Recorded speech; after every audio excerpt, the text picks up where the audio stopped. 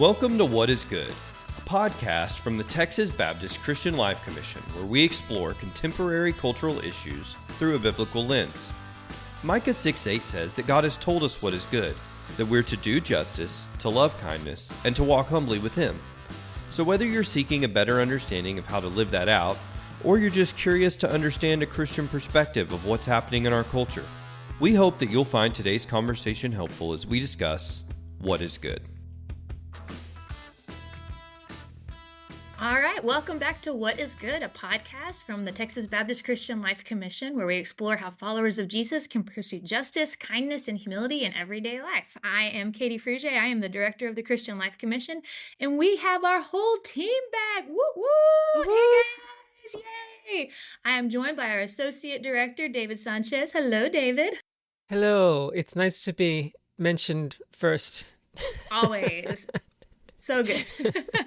And we also have our all-star director of Hunger and Care, Irene Gallegos. Welcome, Irene. Thank you. Glad to be together. And last but certainly not least, John Litzler, our director of Public Policy and General Counsel. Hey, John.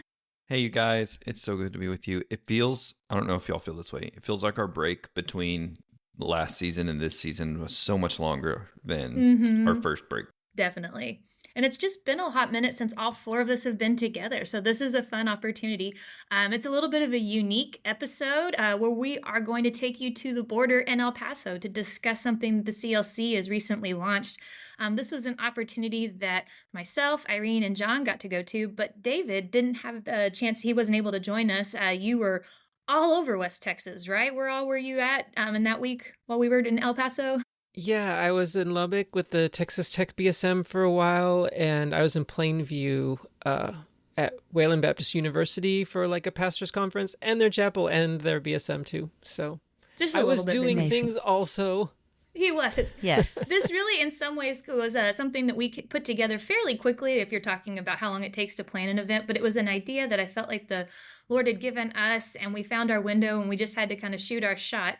So it's going to be a bit of a unique opportunity to talk through it, but this is also David's first time to maybe hear some of our stories. And so in real time, David, feel free to jump in and talk to us and ask questions if something stirs your interest as we go through this.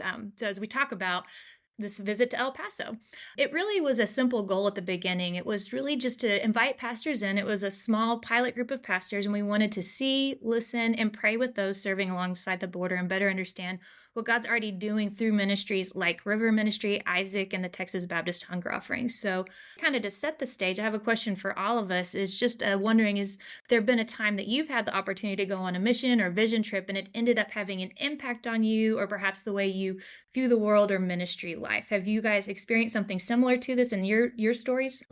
Stephanie and I, before Vivian was born, before our daughter was born, we got to go on quite a few mission trips, like pretty regularly with churches and religious organizations that were taking those trips, including international mission trips. And one that stuck out to me, Katie, just now when you asked this question, was right before Vivian was born, we had the opportunity to go on a mission trip to Guatemala City, Guatemala with our church. And one of the days, we were playing soccer with the kids each day and working at the schools each day. And one of the days it didn't work out for us to go to the school, and it rained, so we weren't able to do soccer. And kind of as a last minute pivot, it wasn't even on our agenda, there was a school that taught ESL. And they said, hey, we would love it if you would come have English conversations, basic American conversations with our students, because it will really help them to have direct conversations with native English speakers. So we went and did that, and we learned that these people have full-time jobs, and so they take an early bus to come to the city to do their job, and then they come catch a train to this center where they learn English, and then they take a really late bus home, and they just have these really long days. And I asked them why they wanted to learn English, and they said to get the good jobs. And I was like, well, what are the good jobs? And the good jobs was working in a call center, fielding like technical questions from people in America. And this goes to the root of your question about just kind of changing my perspective and the impact it had on me. I would get frustrated when I would call American tech support or something, it would get outsourced to another country. And once I learned how hard these people worked to learn English because that was the good jobs in Guatemala City, it definitely changed my perspective anytime I get connected to help or support that's in another country. Right. rather than being a frustration, you recognizing there's a human person on the other side that has a story that worked so made him. hard for this job. Yeah. Wow. Yeah. Love that. Mine doesn't have the heartstring pull that John just shared, but when I first started here with CLC, I was quickly invited to join a vision trip with Buckner, and there were some other leaders on the trip.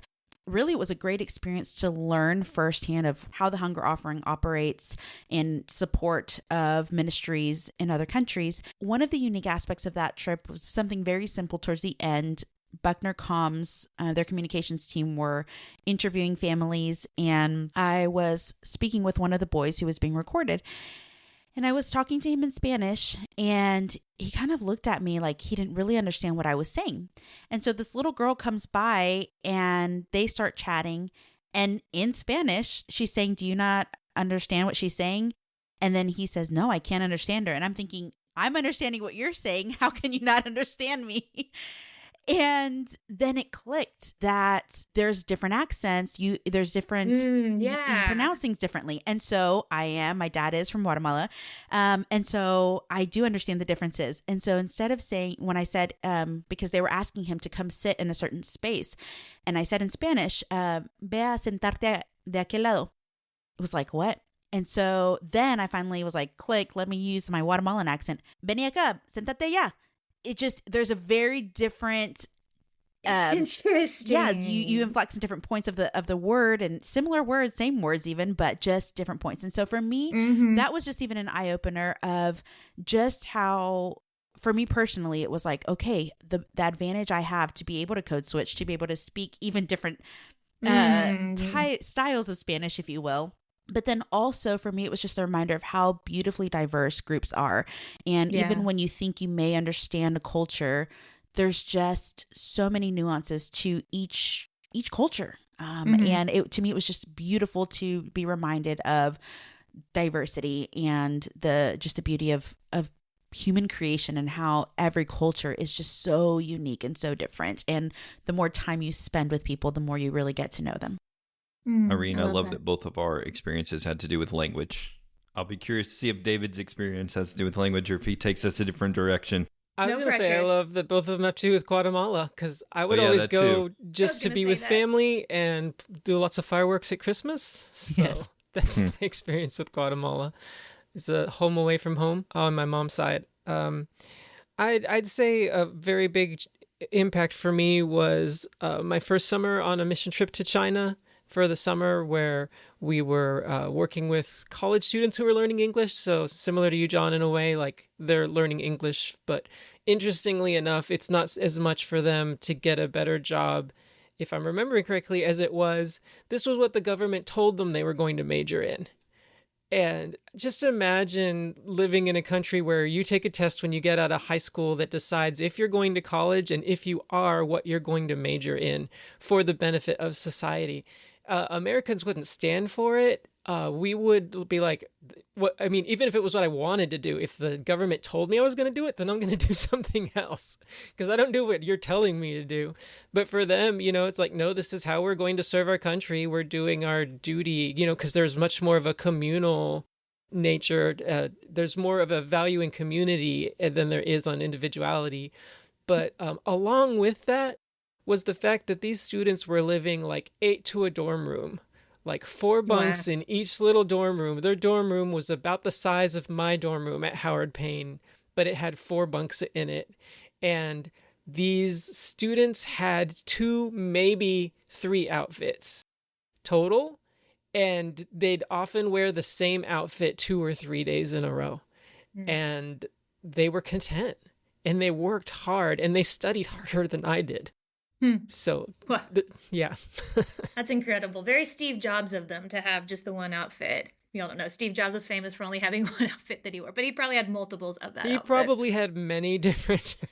We took, y'all probably did them too, those career tests or whatever in high school, and it couldn't have been more wrong on what career I should have had. So my heart goes out to everybody in China who had to take one of those. What was yours, John? Oh goodness, I can't remember. It said that I should be a teacher or something like that. And I tried teaching for a little while, and friends, it was not the career for me. So mine said math or gardening. Yeah. right? Which, okay, not terrible or whatever, but what if you then, after you were forced to become a gardener? We would have lost out on our great ethicist, Dr. David Sanchez. You would have had to oversee the hunger offering with math and gardening. Well, the reason I asked is that I think all of us, if not most of us, could attest that getting to see something up close and personal really is the best way to feel connected with a specific community or ministry. And really, the heart behind this new pilot experience was to connect at the work that we as a team, the CLC team, have a part of doing, connecting that to a local church. We wanted pastors from across the state to come to the border, hear of the ministry work going on there, and hear from Border Patrol, visit the actual border, get a little insight into what life looks like in the largest border town in Texas. And so we're going to talk through a little bit about what the day was. But before we do that, I thought it would be good to kind of just do a real quick overview of all the different ministries that we have going on in El Paso right now, because that was one of the things that even as we got feedback from the pastors, just even knowing that these ministries are happening was encouraging for them. A lot of them had no idea about it. And so I thought we'd just real quickly run through the different ministries that we even highlighted. The first one was just the whole reason of us visiting El Paso is our Isaac ministry. It's the Immigration Service and Aid Center, and it's a ministry that operates under our CLC umbrella. And we've recently, in the past year and a half or so, relaunched it in El Paso. It's a legacy ministry of Texas Baptist. And John, I was going to see if you would maybe briefly describe what Isaac is and how it serves Texas Baptist churches. I'm happy to. And if I'm not mistaken, we're doing a separate podcast just with Lucy. Yeah, looking forward to that. Teaser, come forward. She can correct me where I'm wrong. So Lucy Floyd is our director of our Isaac Project, which is a ministry within the Christian Life Commission. So she's a teammate of ours and a friend of ours. And maybe it's helpful to talk about what Isaac currently is and what it will be and what it used to be. So Isaac used to not only provide services directly to immigrants who were seeking services, but also provide trainings for individuals who wanted to be qualified to do the same thing. It's a very interesting area of law. It's the only time you can practice law without a license in Texas and it be legal and you not get in trouble for it. And it's because we have such a need for people to work and practice and help immigrants in this area. But to do it, you have to have an extensive training that Lucy is currently going through, and she's getting trained up in all of this stuff, and she's going to be excellent at it. So what it currently is, if you look to Isaac right now, is I would kind of describe it as a clearinghouse where we can bring in people who have questions or who have needs or whatever. And Lucy has really done a great job of networking, connecting, finding reliable and trustworthy sources of information, reliable and trustworthy attorneys. Unfortunately, because of immigration status and sometimes people not having legal status, it is a population that is easier to exploit and frequently victims of exploitation. So one thing Isaac is currently is a reliable and trustworthy source of information that could connect people to resources they need, including if your church is interested in starting an ESL or citizenship program, to help prepare for the naturalization citizenship exam. What it will be, I believe what Lucy is working towards is returning back to the day when we had a Strong Isaac program. We've kind of relaunched it. It's reborn. Returning back to the heyday where, in addition to being a clearinghouse for those kinds of things, we also offer services ourselves directly to immigrants. And in addition to that, we are conducting some of the trainings if you want to be able to offer services to immigrants yourself. And so it's just a really great nonpartisan way to get involved in the immigration issue. We don't take a side on the political grandstanding that's going around on this issue. We don't engage in the fear-mongering that's going around on this issue. We look at what is the law, what are the legal paths to citizenship or to legal residency or to a green card or to a work visa. What are the legal paths, and do these people qualify? And if so, how do we help them navigate a tricky system that can be difficult? Well said. I'm sure Lucy's going to sign on to all that. And I'm so excited to do another future podcast where we can really do a deep dive into all the different ways that Isaac can be a resource for churches, not just in border towns, but in all towns across Texas, because as we talked about, even during this El Paso visit, people come through the border. That's they go through there, but then they're going to local Texas communities all across the state. So they're not necessarily staying there. So this is a huge need, not just in El Paso, but really all across our nation, but especially in Texas, as people are going through different journeys. So Isaac was kind of the hub that pulled us all to El Paso, but it's not the only ministry work we have going there. We have other partners that work with it. Irene, would you like to talk about the hunger offering and how it's helping be a part of the ministry work around El Paso as Isaac is kind of drawing people in? There's lots of ministry, kingdom work that's happening there. So would you share a little bit about that? Absolutely. So within the hunger offering, again, we have ministries about 60% in Texas, 40% international, and a wide range of number of people that they serve and also the type of activities. We have some that are more agricultural based, others who do animal husbandry, some that do job training to get out of poverty. And so there are many aspects. And so it's beyond food pantries. I think sometimes we think food pantry, and that is a large portion, right. But there are these other unique pieces to the services or what type of ways that the hunger offering ministries reach out to their community.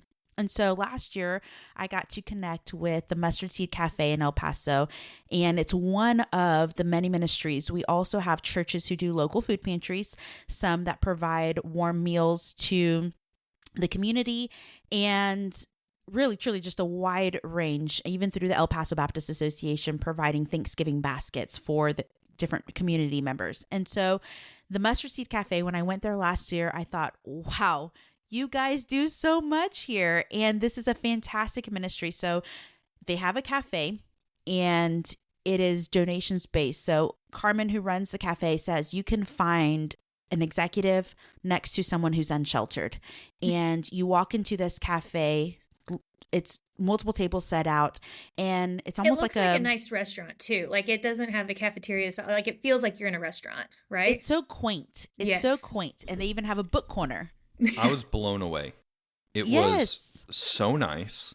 And I don't understand how it wasn't overrun with people. If you tried to open up a free restaurant like that in Austin, you would have lines around the block every day. I've served at soup kitchens that were nowhere near that nice, and there are lines around the block. I just don't understand how it worked, but it was amazing.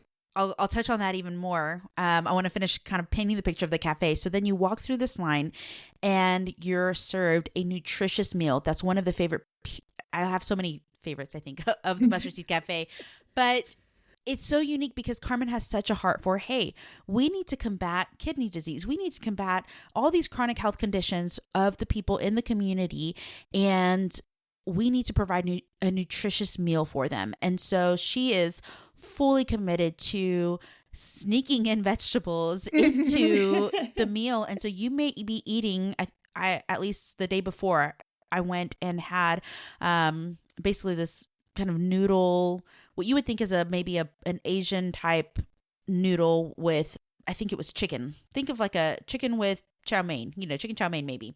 But I know that she sneaks vegetables into things. And so I said, let me eat it first. And I love vegetables, but I'm curious. Let me eat it. Let me see if I can figure out what vegetables. And then it's like a game that I feel like I play when I go eat there.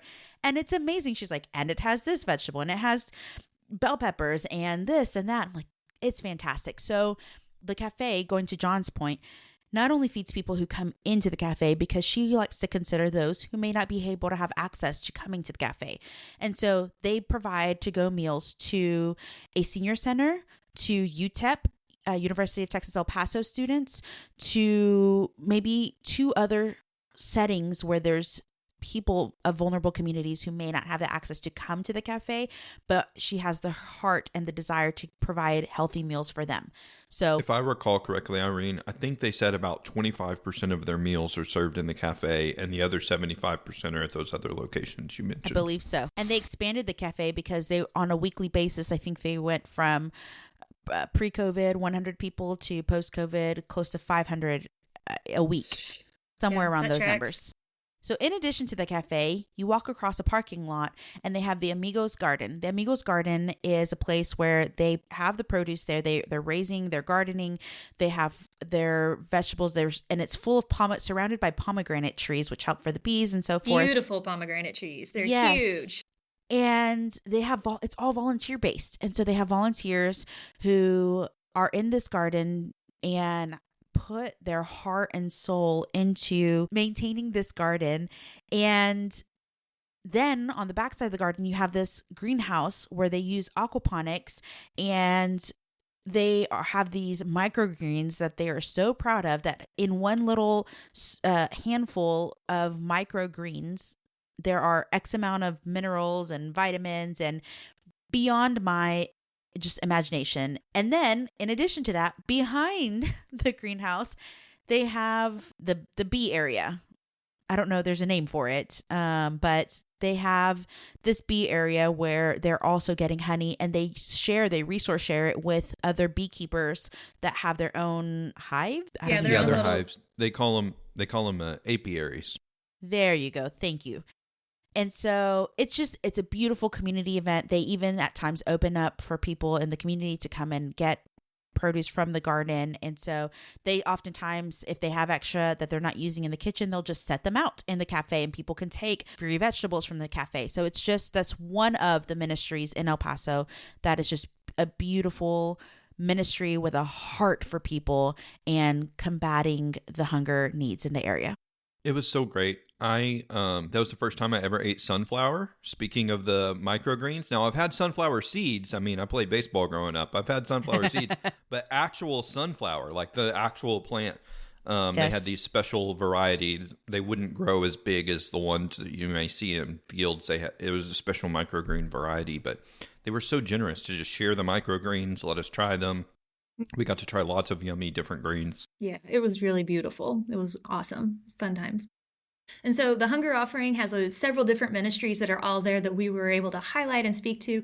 And then also bringing in another ministry that we have unique in El Paso that extends into several different areas is this thing called River Ministry.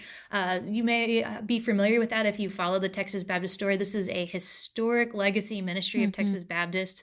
It connects churches to specific projects along the Texas-Mexico border and in the most populous Mexican cities. And truly one of the most incredible ministries I think that we have as a convention. We have missionaries literally spread out all over, both in Texas and in Mexico, who are just sharing the gospel, feeding people in the name of Jesus, just really doing community transformative work, medical missions, dental missions, like they do all sorts of different things all over that are really creating change in communities that need it.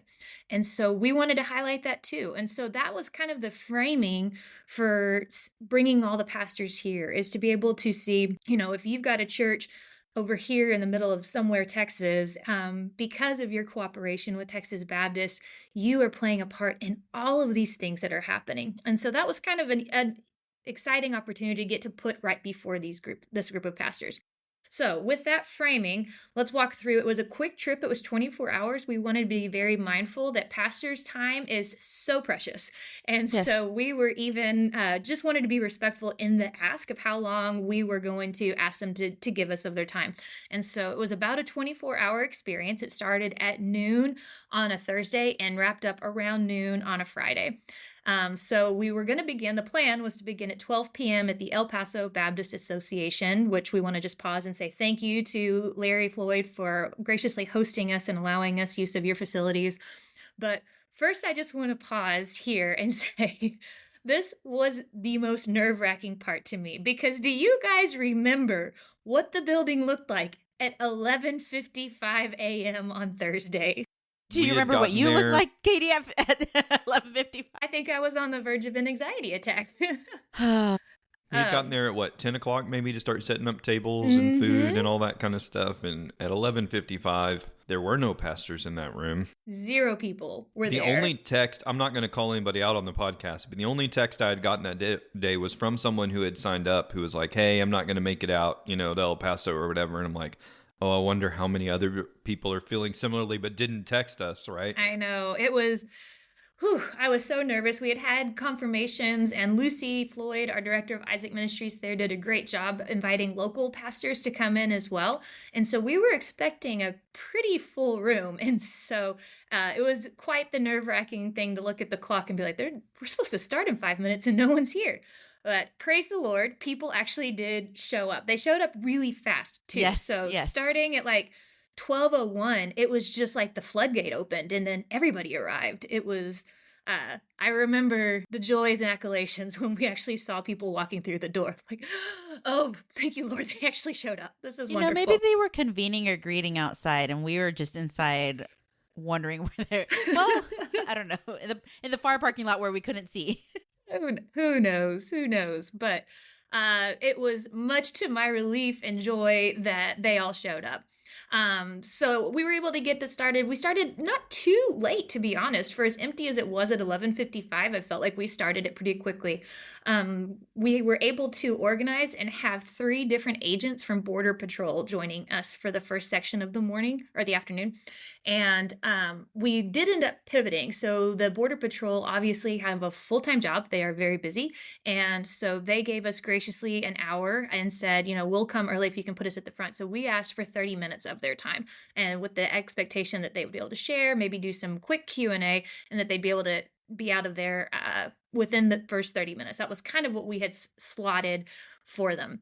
And it ended up really being, from the feedback we got from the pastors, this time with the Border Patrol was a highlight for the majority of the pastors. John and Irene, I'm curious what your main takeaways were from hearing from these agents. They had so much to share. They ended up going long. We'll get to that in a second, but just any highlights that you think would be worthwhile sharing with what they shared with us? Yeah, one of the quick ones for me was just how they were quick to remind us that they're human. Yes. That they have a huge heart for the situation going on. And I think quickly off, when they introduced themselves, they even acknowledge we are of Hispanic descent. One was, if not 2, were born in Mexico. And so just saying, hey, we get a lot of even negative comments from our own family on the role and the job that we have. And just as a reminder, we're people, we're human, we have families. And so I think that they shared multiple stories. For example, seeing women who, girls who were trafficked, and knowing this trafficked woman has a heart-shaped tattoo that it shows that she belongs to this specific gang. Right. And also sharing of, there was a group that repeatedly were attempting to cross over and kind of made the joke like, hey, you're back. And so like knowing their faces, like, I was so touched by how they were able to humanize the story on both ends. They were really able to help show, as border agents, they're people too, and they have stories and experiences, connections, but also they have connections with the people who are coming to the border, that they would establish rapport, that they would recognize them and even joke, hey, you're back. Or the heart and the brokenheartedness they would have of seeing these young girls that they knew were being trafficked and didn't feel like there was much they could do about it. That was so profound to me, to be able to hear from that perspective, really humanizing it on both ends of the spectrum versus just one angle of it that sometimes I feel like we only hear. Yeah. And if I can mention even the heaviness, like I think you heard the heaviness when there were lots of apprehensions, and where they said, when there was an influx of young children, we had to step in and change diapers, or we were taking care of children. We weren't trained to do this. And what really got me is then he says, then after a long day's work where you're apprehending so many people, when there was a peak influx of migrants coming in, then to go home and your wife, who maybe has been home with the kids all day, is like, all right, tag, you're it. Like, and it's like, you're exhausted mentally, emotionally, physically, and you have to tap into dad mode if they're a father. And so just, again, the humanity of it was a big piece that stayed with me. I agree. I was moved by their compassion as well. And I just thought it was a very comprehensive look, a holistic look. There are the heartbreaking stories that they shared, like Irene mentioned, about people being trafficked. And then they talked about how they're being targeted by drones, and they talked about drugs and things like that coming across the border. And so their perspective, and I think it's a healthy one, is if it comes across the border and it doesn't come through a port of entry, which is the way that it's supposed to come, we stop it. And then we can go through the judicial process to sort out later who should be allowed to stay and what has to go back or whatever. But our goal is to stop it, because we don't know if it's drugs or weapons or people just wanting to work and have a better life. We'll sort it out later. But for the safety and security of America, we stop it when it doesn't come through one of those ports. And I commend them for doing their job and doing it well. I thought one of the things they shared too that was just insightful, and I heard several of our pastors that were there comment on this. It's helpful to hear an unbiased view from the people who are living it that's not filtered through a news report or an agency or something that may, and I don't mean this to be media bashing, because I appreciate media, but to hear it directly from the horse's mouth and not with any kind of slant. And these guys had some tenure, and so they were able to say, this is what it was like during Trump's first administration and how it's different during this administration. And here's what it was like in between during the Biden administration, how it's different. And each administration presents their own unique challenges, and certainly the whiplash of having a new boss every 4 years or 8 years that changes all the rules on what you're supposed to do. I did not think about how whiplashy that would be. That was really insightful. Yes. Yeah. But through it all, they keep compassion. They keep focus on their goal and their job and what they're there to do.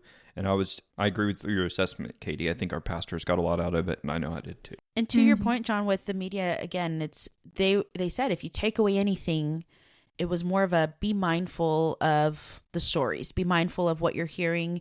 And it just, again, it was very helpful to hear from them directly. And I know that our pastors really did appreciate that.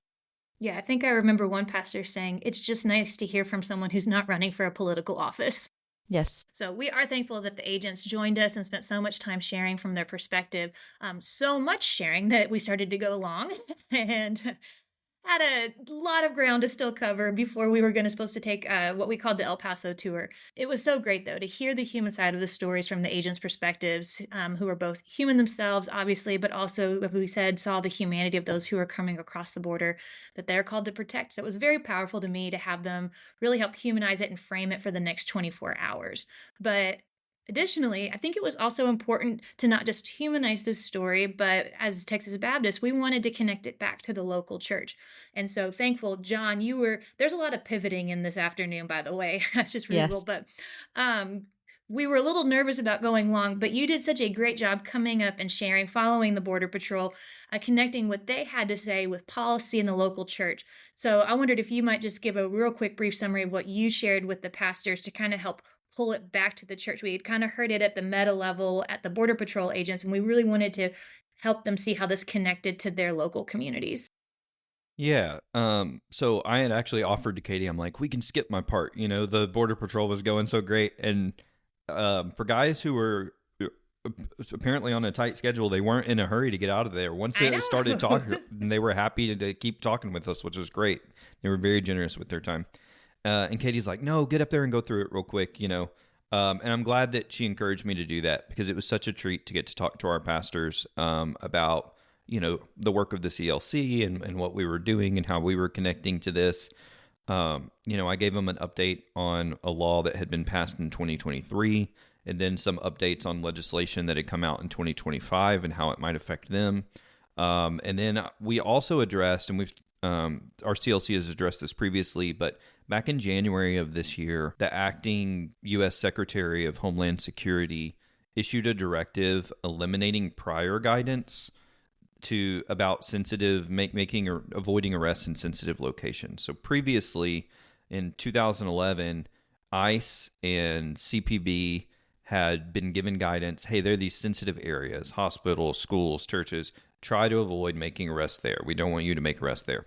And that guidance got rescinded, and that was a cause of concern for a lot of churches because they were no longer a sensitive area. Are we going to start having ICE raids in our churches? Are they going to interrupt our worship? What's this going to look like? People are nervous to come to church. We're nervous about what happens if they come in the middle of a worship service. So our CLC issued some guidance on that. I basically kind of summed up and went over that guidance with those who were in attendance. And then I also spent a little bit time as I was talking about kind of the different legislation that passed. I mentioned Senate Bill 8 from this last legislative session. And Senate Bill 8, what it did was it requires any county with a population of more than 100,000 people to enter into what we call 287G agreements. And they have until December 1st of next year to do it. So they have till December 1st of 2026. Prior to this, there were maybe 135 of these agreements in the whole nation. And now, just since December 2024, that was when there were 135, till now, less than a year later, there are over 1,000.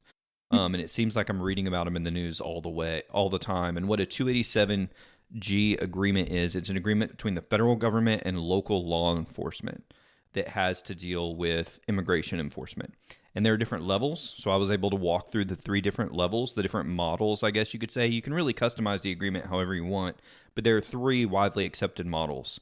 And what the law doesn't do is it doesn't tell local law enforcement which version or which model they have to do. So I was able to explain the different models, explain that while it's going to be a requirement for counties of over 100,000 people to enter into these agreements with the federal government, it's not spelled out which one you have to do. And that was helpful to pastors. And I even had a couple pastors say, I live in a county with more than 100,000 people. And now I can go to my local sheriff's department or police department and say, hey, what type of 287G agreement are we thinking of entering into? You know, I'm looking at these different models and which one of these 3 are we going to do?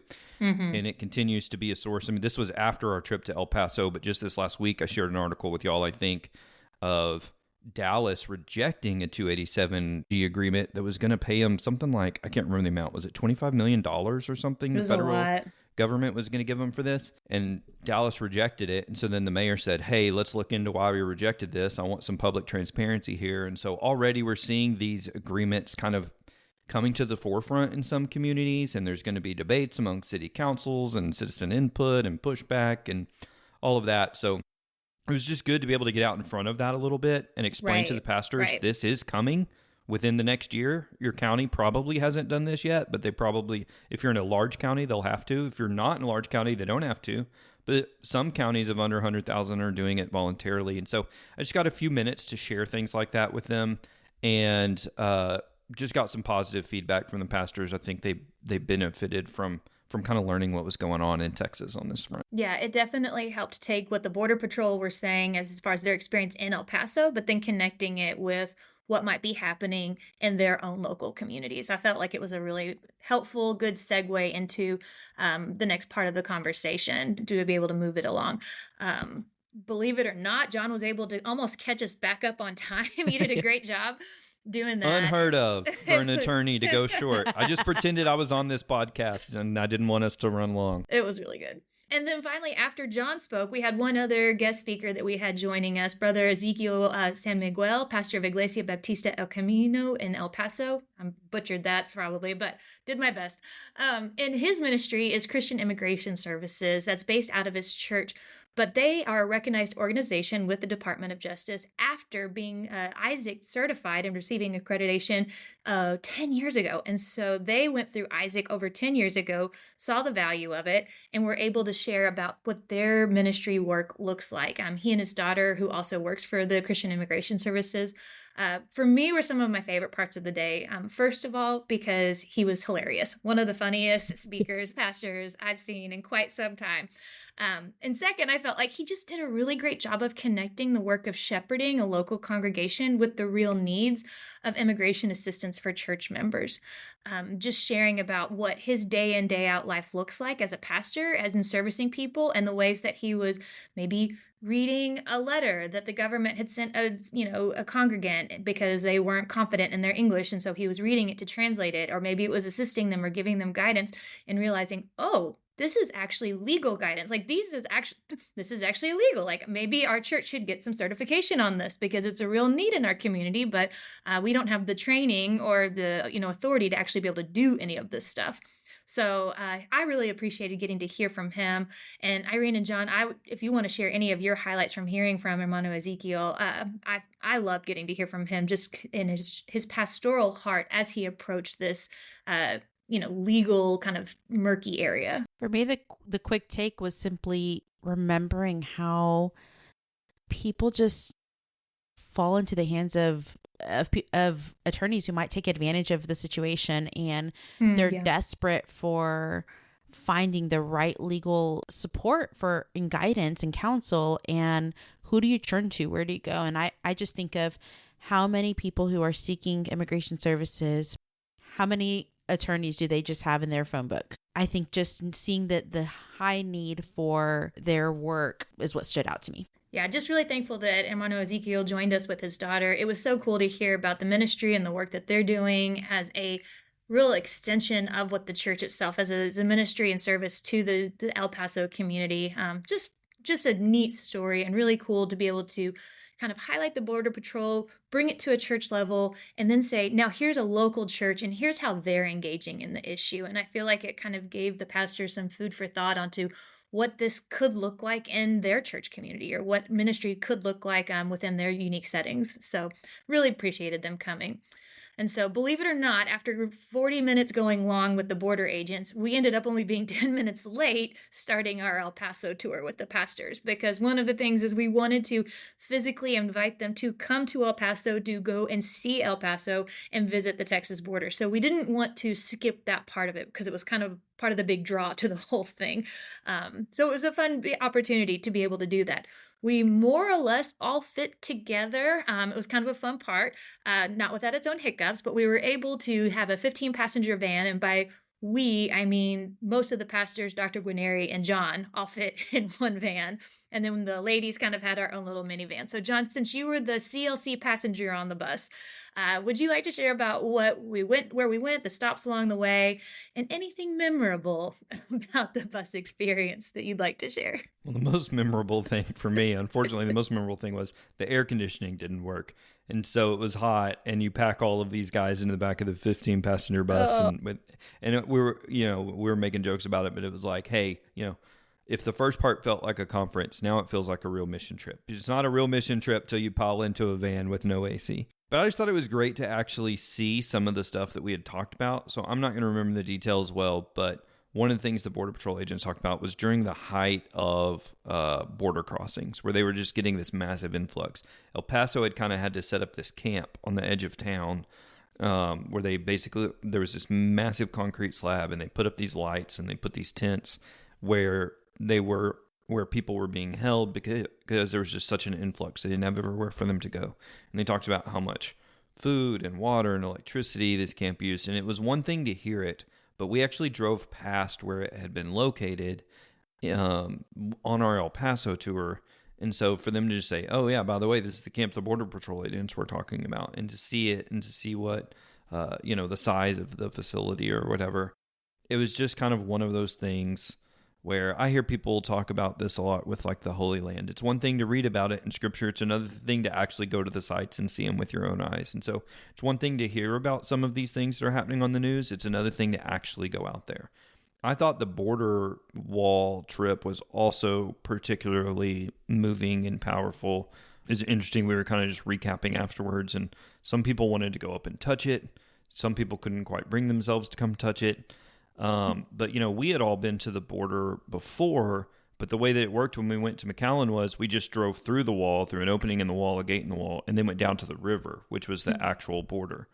But here, there was no opening in the wall. And so you got to just kind of stand at the base of it and touch it and see how big it was and look to the other side and literally see people in Juarez, like right there. Right there. Their neighborhoods, their houses right up there against the wall. So it is not like it was in the area of McAllen we went to, where you don't see anything but trees and river, and it just looks like a regular river with unpopulated.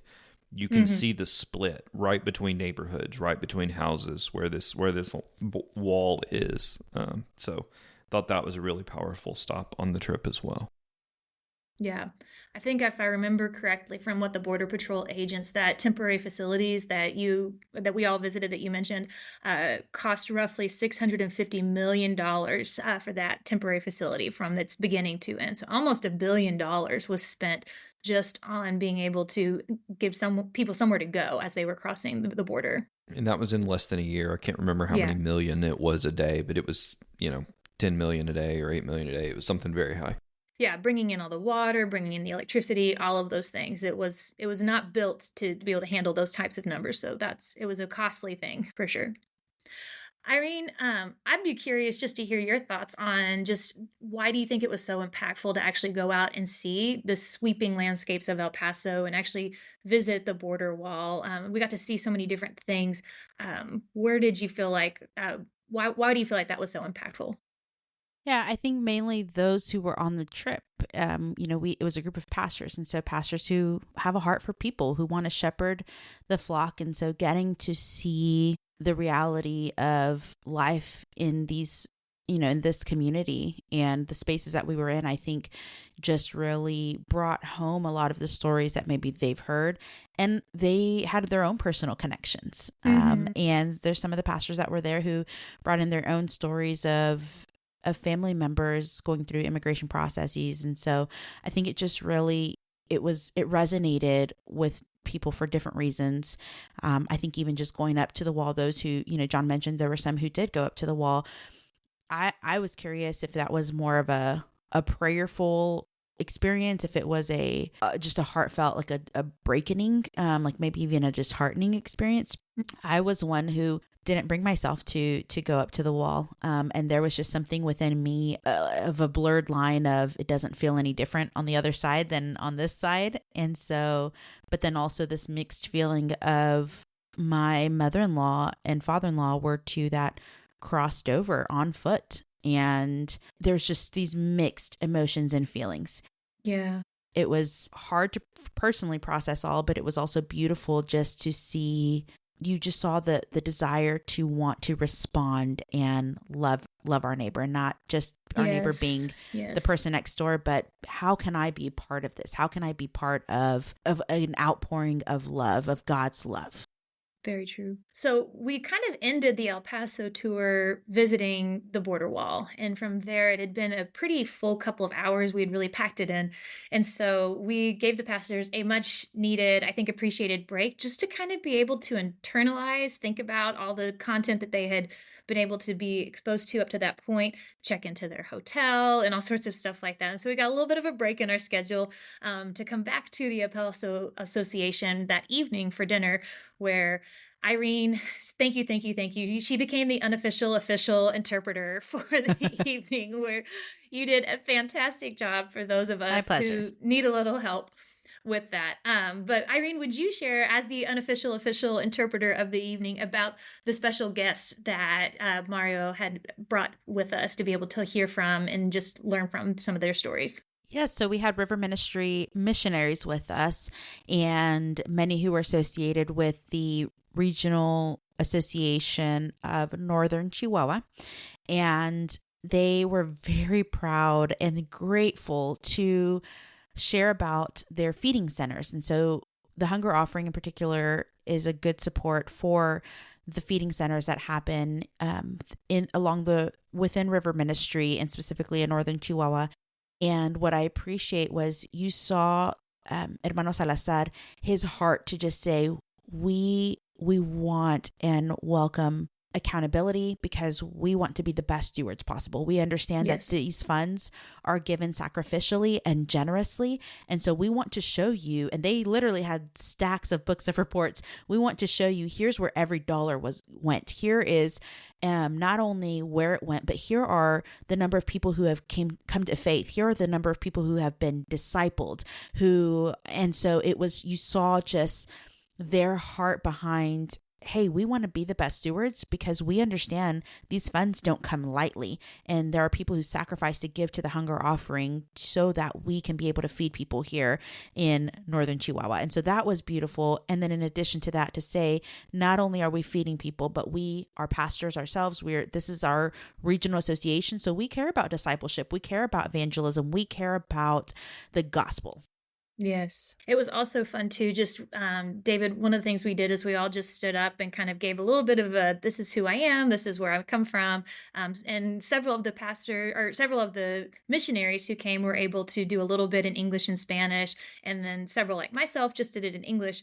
But shout out to Pastor Sam, who surprised the entire room, who stood up and introduced himself and did his entire spiel fully in Spanish.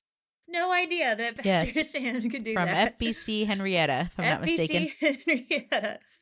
but he's got a cool ministry story as well that would be fun to highlight at some point. But it was fun to get see some of the personalities and of the pastors as well, to be able to engage and connect with the missionaries that evening, and just how seriously the missionaries, approached the challenge of stewardship, Irene, like you said, that they fully wanted to provide accountability, to show the stories of transformation. They were just so hungry to be able to talk about, here's this person who was transformed, and here's this person who was transformed, and here's all the numbers that reflect, the missionary work. Thank you so much for pouring into these missionaries. Yes. And so it was I thought, an appropriate way to conclude kind of the focus of the day, really to look at the kingdom impact that was happening through the work of the hunger offering, through River Ministry, get to hear from those special guests who had come in just for this. That was really kind of then day one. Day two was a little bit shorter. We were able to start off the morning gathered. The intent was actually to gather together and have some time in prayer before we kind of commissioned people out. We were going to go on to ministry site visits. So we had 2 locations ready. We were either going to send a group into Juarez, Mexico, to be able to see one of the River Missionary feeding centers and meet the people who are working there. And then the other group was going to the Mustard Seed Cafe that we've kind of already talked about in this episode. And we let pastors decide ahead of time where they were going to go. And so the intent was to spend some time in prayer, and we definitely did pray. There was prayer, I assure you. But it really turned into more of a time of processing. The pastors, we just wanted to open it up if there was anybody who wanted to share feedback. And I was very encouraged and humbled that pretty much all of the pastors shared some type of a takeaway or connection that, I saw this yesterday and this is what it triggered in my mind, or my thoughts from that.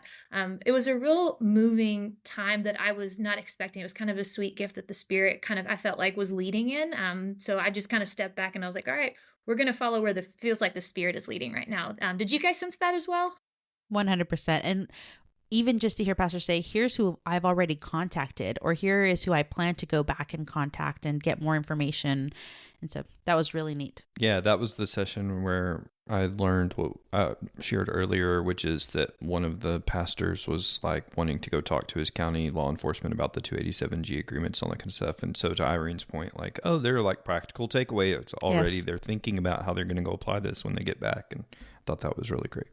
We really just kind of let that kind of ruminate a little bit and let them share with one another, to be able to just kind of connect. Oh yeah, you said this, this is what this makes me think of. Really great connections with Lucy as well. I see a lot of potential for Isaac to kind of, as it becomes accredited and becomes fully online, to be a resource for specifically these churches. I think that's an interest as well. So it was a good time of just reflection before sending out and kind of a commissioning. Let's go out and see some of these ministries and the work that's happening out in the communities. So John and I were in the group that went to the Mustard Seed Cafe, and we've kind of already shared a lot about that. It's just an incredible ministry that is supported through quite a few different things, but it's a hunger offering ministry, and it's free of charge for people that provide these free, healthy meals. I love on their website, they say that they exist to feed hungry people and care for their hearts, be a genuine expression of the love of God in Jesus Christ, and introduce people to Jesus Christ that they might come to saving faith in Him. And it was just a beautiful experience. I think the pastors really enjoyed it. Physically, it's actually beautiful. The pomegranate plants that are surrounding the garden are huge and lush and beautiful. That's just beautifully cultivated and grown in El Paso. And then they take the bounty of the garden to the cafe and make these healthy, nutritious meals for anyone who wants one free of charge. Our team truly got a VIP tour of the garden from their garden master. What was his name, Irene? Do you remember? Bill. It was such a joy to get to see this is truly his passion in a way that he utilizes his love of gardening and just the tending and cultivating the earth and turning that into a missionary experience, or missions experience. David, I thought about just how we've talked with you before, and we'll have future episodes about using your hobbies for the glory of God. And I thought of Bill, if his hobby's gardening, he's doing it in spades, man. And it's really pun intended. He's just a intended. volunteer, and most of the people on the gardening side are volunteers. And, they had some engineers whose hobby is not gardening and do not have green thumbs. And they're the ones who hooked them up with all the solar panels and helped set up all the solar Yes. panels. So it's almost a completely self-sufficient operation because they have these great solar panels on top. John, I'm curious, what was the highlight for you during this site visit? Since we've kind of already talked about what the mustard seed does. Yeah, I was curious if you had a highlight. Yeah, I think this is a cop-out answer, but the whole thing. So I was excited about going to Juarez. Like I was very excited to be on that team. He and was. I left my passport on the kitchen counter, so I couldn't cross the border because I didn't have my passport. And so I was a late addition to the mustard seed team, but what a blessing in disguise. Like it was so great. I was really glad I went. Everything we talked about, from the cafe itself to the garden to getting to, eat some of the microgreens to meeting Bill. So good. And so, Irene, you were one of the team members who did actually go into Juarez and got to cross. Could you share with us a little bit about what y'all's day looked like? Yeah, so we went into the regional association. We went to one of their buildings because the feeding centers, they were not feeding that particular morning, but they were eager to just share and have fellowship with us. And I will be honest, when I knew that they were going to have sweet bread and coffee. And then as I was pouring my cup of coffee, I took a second thought of, the water's safe, right? Like it's boiled, so maybe I'm not going to get sick. But I did have a second thought. But they were just, again, the hospitality, so generous. And two stories that stick out. One was when they were sharing about the influx of migrants. So we had just heard about this from the Border Patrol perspective the day before.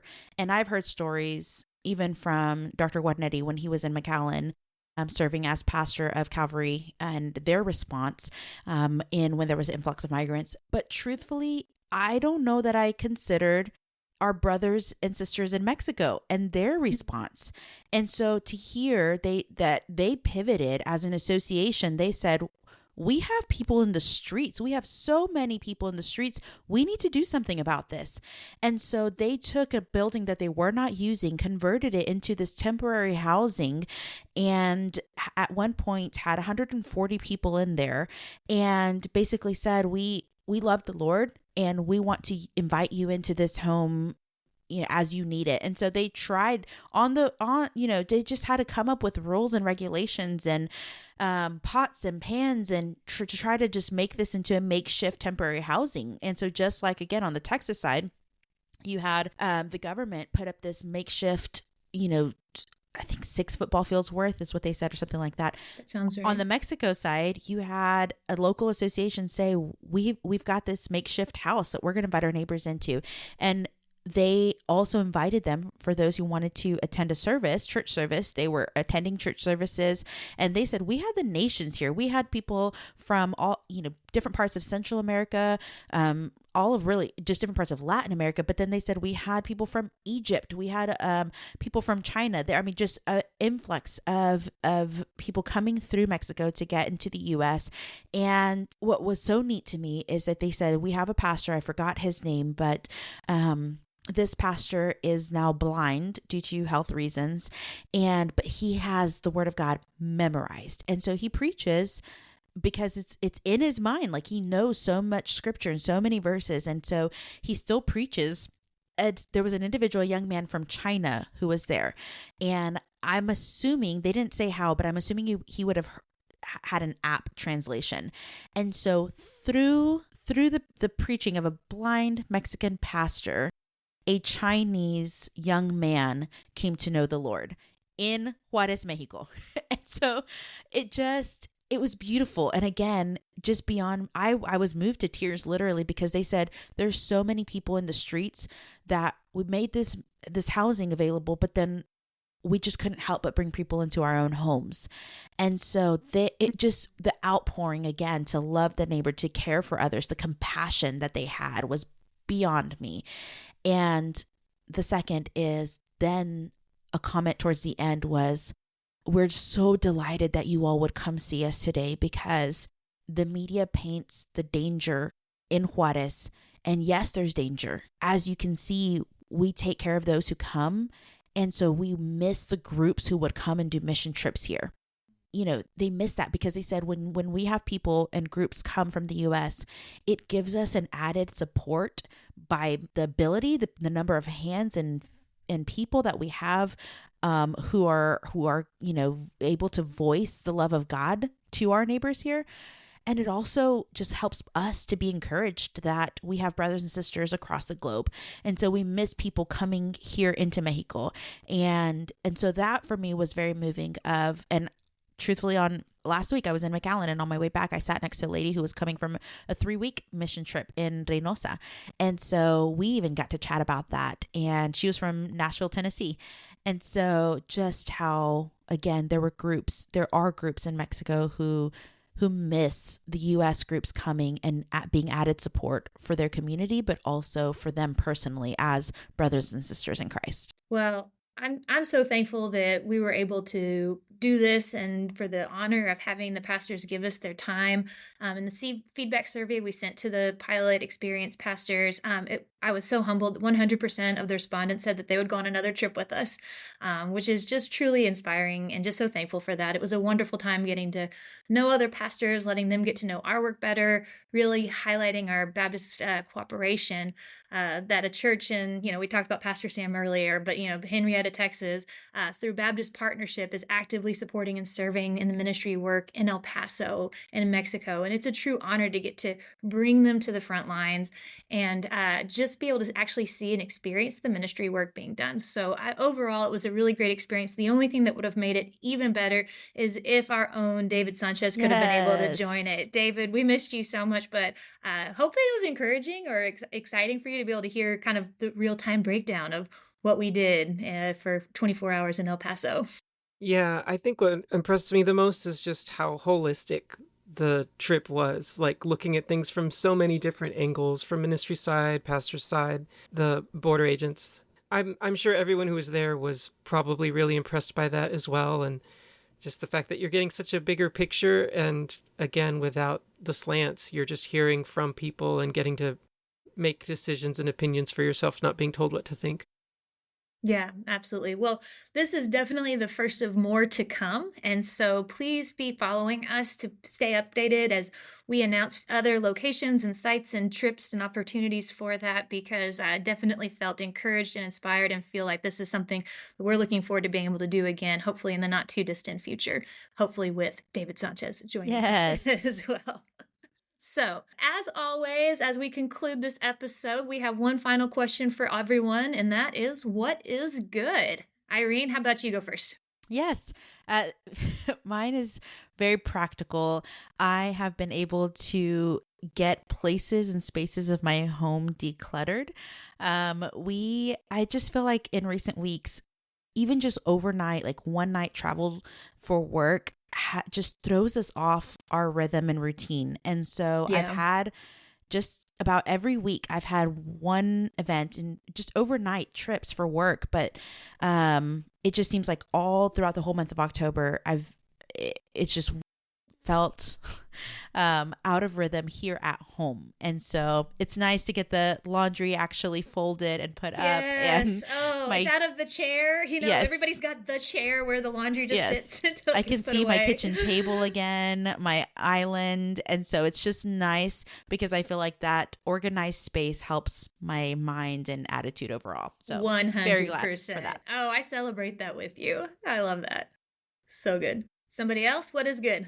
I was reading an article this week about people who have lost their eyesight from age-related macular degeneration. So it's not everyone who's gone blind, but from this particular cause. They've got this little microchip that they can implant in your eye, and then they've got these glasses that it kind of look like, Google glasses or whatever, that can infrared scan the room and then take that image and put it in the microchip so that you can see. It's basically restoring sight in that eye. And they did it. They've done tests in about 7 different countries, and people who couldn't read those little eye test charts can read the first 5 lines of those eye test charts if they have the glasses on. So you have to get the microchip implanted, and then you have to put the glasses on. But just really cool. I mean, modern technology can be really amazing sometimes, and people amaze me because I wouldn't have even known where to start on a project like that. But maybe soon people who have gone blind in their old age can get some eyesight back. Wow, that's awesome. Very good. David, what is good? I might have told some of you this before as a proud dad, but my daughter is in a play this Christmas. Christmas is just around the corner, so at school she's going to be in a play. The play they're doing this year, it's like a fun, abridged version of A Christmas Carol, and she got a small role in this play. She's going to be Scrooge. Just a tiny role. Tiny. So exciting. So exciting. Yeah, if it were the Muppet Christmas Carol, I would have hoped she could have been Miss Piggy because she would have slayed at that. But she's learning her lines, and I'm excited for this to be a good experience for her. And I love that the teacher recognized her gifted talent. She was Gravedigger number 2 in Hamlet last year. So quite the promotion. Did her due diligence, and recognizing she can't have a big role every time, but so she's real excited. Oh, that is exciting. We're excited for her. Maybe we can come and see her show. I'd love that. Very good. Well, my what is good, I feel like I did this about this time last year. At the time of this recording, it is the week of Halloween, and so we are having trick-or-treaters in our neighborhood this upcoming Friday. And I've shared with you all in the past that we have a wonderful neighborhood that just really likes to practice hospitality and welcoming in lots of kids. But my what is good is that I have a spouse, or really just a family, but especially my husband, who is willing to go all in on my crazy costume ideas. And he has agreed to be the Mad Hatter for Halloween this year to go with our Alice in Wonderland theme. And I know this is a podcast, so people can't see, but just so you guys can see, this is his hat. Love it. Let me screen cap this. Hold on. There you go. And so I'm just really thankful that I have a spouse who is willing to go all in on my crazy costume ideas. He's a fun partner. We are celebrating, or we're in our year 19 of marriage, and it is just a joy. I just love being married to my best friend. Beautiful. That is wonderful, and that is going to be epic. Y'all are going to have such a great Halloween. It's fun. But well, thank you for joining us for another episode of What is Good, and we will see you next time. Yay!